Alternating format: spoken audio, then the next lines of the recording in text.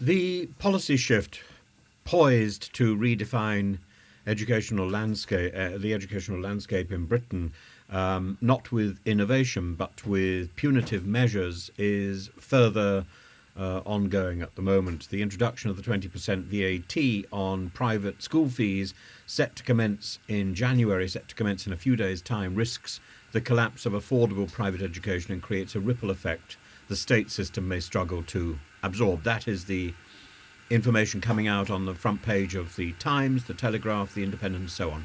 At its core, this decision is cloaked in rhetoric about equity, but let us call it what it is. It's a policy born of envy rather than economic pragmatism. I sincerely do not believe that you make something which is not good better by getting rid of something else. The process of doing something negative in order to achieve something positive is nonsensical. It's rather like fighting a war in order to establish peace. At its core, the decision for private education, the decision to destroy private education or to impose this penalty on private education is going to backfire badly.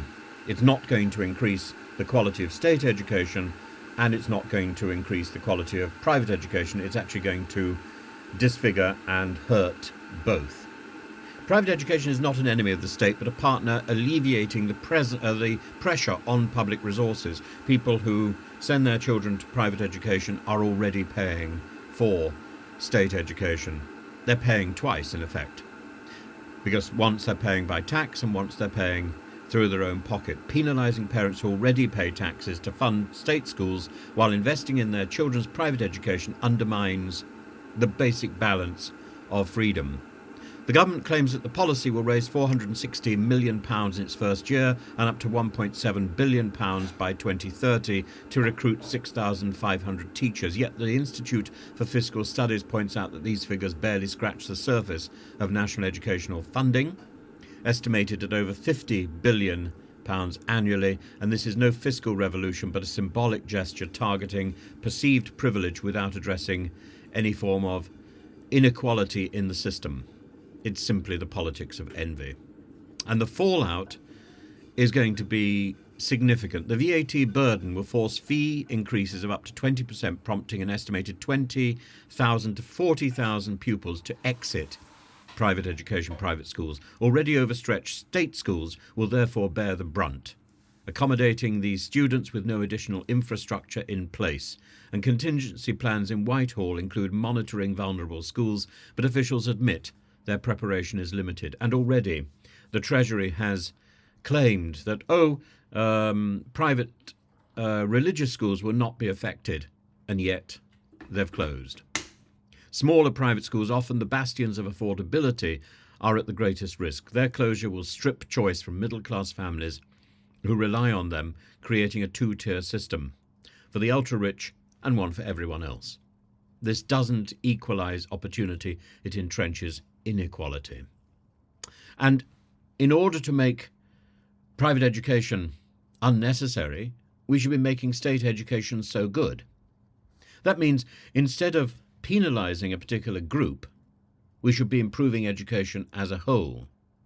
We should be reforming education so it becomes student-based rather than factory-led.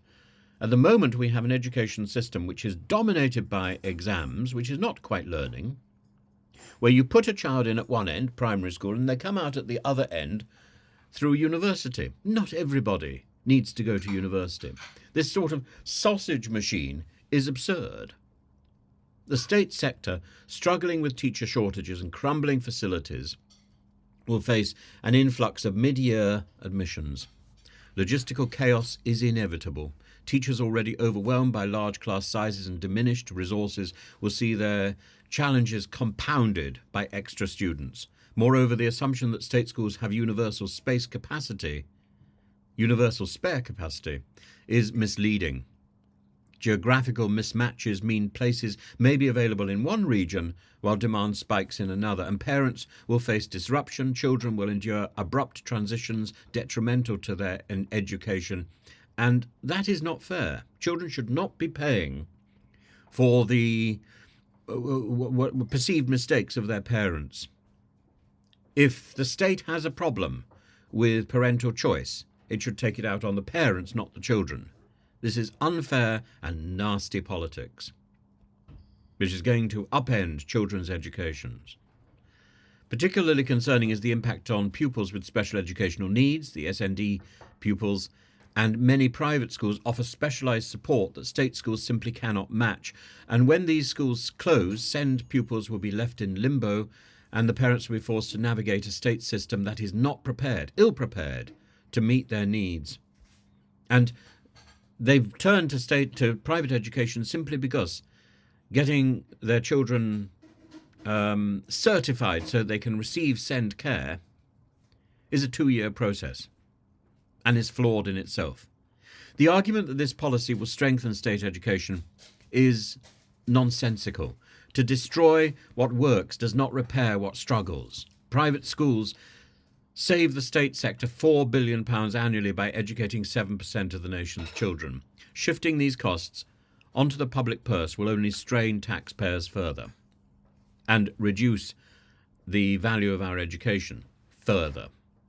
Instead of tearing down private schools, we should reimagine education as a unified ecosystem, a student-focused approach that encourages partnerships between private and state schools, sharing resources, sharing expertise, and tax incentives for private schools offering bursaries or supporting state initiatives could create collaborative models benefiting all students. Investing directly in the state sector, better teacher pay, modernised facilities, smaller class sizes, would yield far greater dividends than the ideological pursuit of equity through taxation, social engineering through education. This is a moment for pragmatism, not populism, and the collapse of affordable private education will not bridge the gap between state and private schools. It will only deepen it. And while we talk about private education, we're also talking about tuition, which many teachers, which many parents turn to buttress the poorer education which their children are receiving or not receiving in state schools. The government must resist the allure of envy-driven policy and instead champion educational reform that uplifts every child irrespective of the school they attend. Children are not responsible for their adults, for their parents' decisions in life. And to persecute children simply because a particular group wants to pursue the politics of envy or the politics of equality is unfair and unreasonable, and to do it at this knee-jerk speed, both in education and in farming and in the issue with the pensioners' fuel allowance, is nasty and spiteful and envious. A proper government should be lifting the country up, not doing parts of the country down. We shouldn't dismantle what works to strive to improve what struggles. In education, as in society, success should inspire emulation, not destruction.